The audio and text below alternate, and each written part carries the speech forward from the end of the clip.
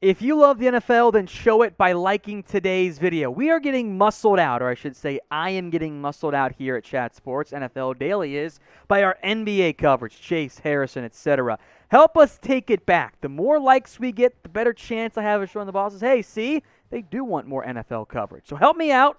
Like the video if you love the NFL right now.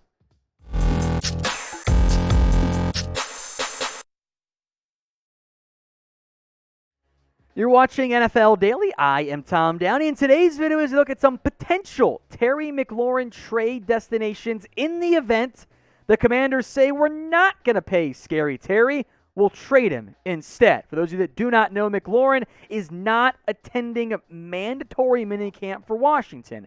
As a result, he is subject to fines as he looks for a big, fat, expensive, market fair, if not market setting, contract from the team that drafted him. The market for wide receivers, much like Dogecoin did briefly, to the moon. This time, though, it's going to actually stay up high. Tyreek Hill, Davante Adams, DeAndre Hopkins, A.J. Brown, all traded, all got new deals from their next team. All of them have surpassed the $25 million price tag. And it's the A.J. Brown one, as a young receiver entering year 4, who is most comparable to Terry McLaurin. He got $25 million. With DK Metcalf also searching for a new contract, in theory, the last one to sign is the one who ends up getting the most. Even if you are lucky and McLaurin takes a team-friendly deal, you're going to have to pay him $20 million.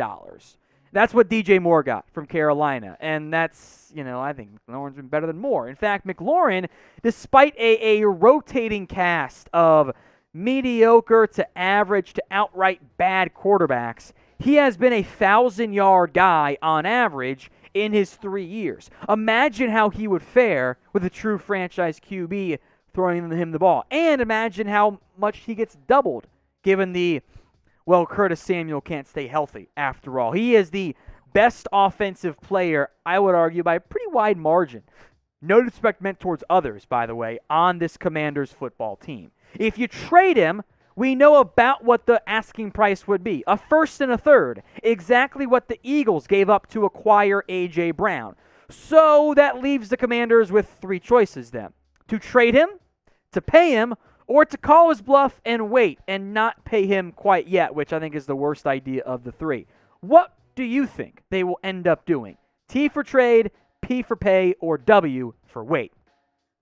Let's look now at some of the top destinations. Number 6, the Colts of Indianapolis. I don't know if irony is the right word of the Colts trade Carson Wentz to Washington. Then the Colts also trade for his number 1 playmaker. The Colts do not have, for now at least, a proven number 1 wide receiver. They have $10.7 million in salary cap space, and of course, like every NFL team, the ability to create more. But are they down to spend big at the wide receiver spot? Michael Pittman, Alec Pierce, mostly outside guys. Hopefully Paris Campbell actually stays healthy, but imagine a trio of Pittman, Pierce, and then your number 1 in Terry McLaurin. That would be a big boost to Indy, and I would argue would probably make them the favorites, which they kind of already are in the AFC South. Our pinned comment today is this question. Where do you believe Terry McLaurin will play in 2022? I think the likely answer is still the Commanders, but I want to hear from you too. Make your predictions for me at the pinned comment of today's video. If the ad break comes here on YouTube, perfect. Take advantage of it while the ad plays. Head to the pinned comment and make your predictions. Number 5, the New York Jets. They would have been higher on this list pre-draft, but then they took Garrett Wilson in the first round. The Jets tried like hell to trade for Tyreek Hill, made a big offer for Deebo Samuel, were rejected time and time again. And the Jets would have to get creative in a trade for Terry McLaurin. They have Elijah Moore, young, talented player.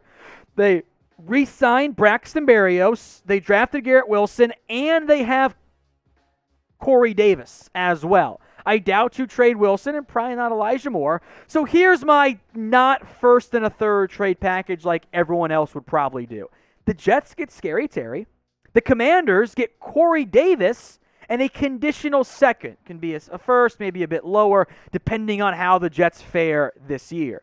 Jets get their instant impact guy. The Commanders at least get somebody to play at receiver beyond picks for a team that wants to win games right now. NFL Daily is also on Rumble. If you're like many people, myself included, you like to listen to podcasts on your drive to and from work. I listen to a bunch of different sports ones.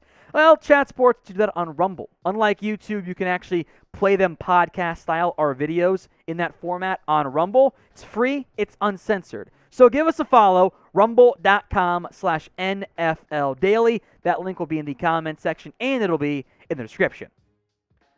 Number 4, the Kansas City Chiefs. And remember, they wanted to pay Tyreek Hill, but Hill wanted more than what they were prepared to offer, so they traded him away instead. The money for McLaurin might be a better fit cost-wise than what Hill would have been. The issue the Chiefs run into is you've got bodies. Juju Smith-Schuster, you sign Marquez Valdez-Scantling, Mecole Hardman, Sky Moore. Maybe you could even throw Hardman in a trade as part of the package to help acquire Scary Terry and roll with Juju, Sky Moore, MVS, and an actual number 1 in McLaurin. I know some people like Justin Ross, etc. He's a UDFA. Let's keep our expectations realistic from that standpoint. So Chiefs check in at number 4. I will make note, for me, there is a tier break in terms of how much I like the fit and the realisticness if the Commanders shot McLaurin. Number 3 is coming up, but first, I want you to rank Terry McLaurin among all the NFL wide receivers. Is he, well, he's not number 1. Is he top 5, top 10, top 15? Where does he check in? Maybe you want to do a range of them. That's fine too. Let me know in the comments right now. Number 3, the Green Bay Packers. Remember, they did not trade away Davante Adams because they didn't want to pay him. They wanted to pay Davante. It's that he wanted to go play with good buddy Derek Carr. So the Packers ship off Davante Adams, have almost $17 million in salary cap space in the middle of a very short window with Aaron Rodgers as their quarterback, and their number 1 is Allen Lazard. That is a problem for Green Bay. In fact, it might be the difference between making it back to the Super Bowl and coming up short. Randall Cobb is washed up. So is Sammy Watkins. Christian Watson has immense upside. He's not there yet. If you could get McLaurin for a first-round pick, if I were Green Bay, I would be all over that move. If McLaurin does get dealt, and if he requests a trade, which has not happened yet, I want to make that very clear, we got you covered. If you want the best NFL videos on YouTube, guys have come to the right spot. Hit that big red button and subscribe today. If you're watching somewhere other than YouTube, it's the link at the bottom of your screen, youtube.com/chatsportstv. Number 2, the Baltimore Ravens. They are thin right now after they traded away Marquise Brown for what was a steal, a first-round pick, to be clear. You add Terry McLaurin, instantly gives you a proven number 1 wide receiver. McLaurin and Rashad Bateman on the outside is so much better than Rashad Bateman and hoping for breakouts from some combination of Devin Duvernay, James Prochet, Tylan Wallace. I know that the Ravens have had issues installing a great passing game. Terry McLaurin and Lamar Jackson is a really fun, dynamic duo and should work out a lot better than Dropsy Hollywood Brown and this current crop of half these guys are UDFAs no one's heard of before. So the Ravens are not in good shape at the wide receiver position. If you could get Scary Terry, I think they should be all over it. Now, what do you think is the percent chance the Commanders actually trade away Terry McLaurin? I think it's somewhat low, but if we have learned anything from this offseason, we absolutely should not rule it out given all of the chaos that went down with Hill, Adams, A.J. Brown, etc. So let me know in the comments, assign a percentage chance the Commanders actually trade away Terry McLaurin. Number 1, the Chicago Bears. I love this fit.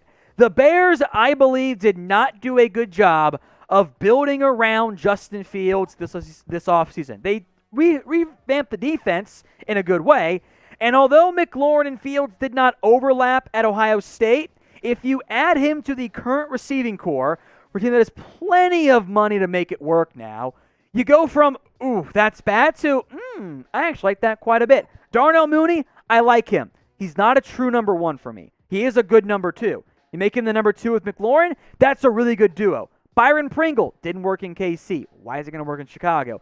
Velus Jones is an old rookie. Third-round pick, I know, but he's not ready to be more than, I think, a number three. EQ St. Brown, didn't work in Green Bay. You got the former hype train guys of Tajay Sharp, Dante Pettis, even Isaiah Coulter. This is a island of misfit toys right now at wide receiver outside of Darnell Mooney. You add McLaurin to this list, and we get a better look at just how good Fields can be as the assumed hopeful franchise QB for the Chicago Bears.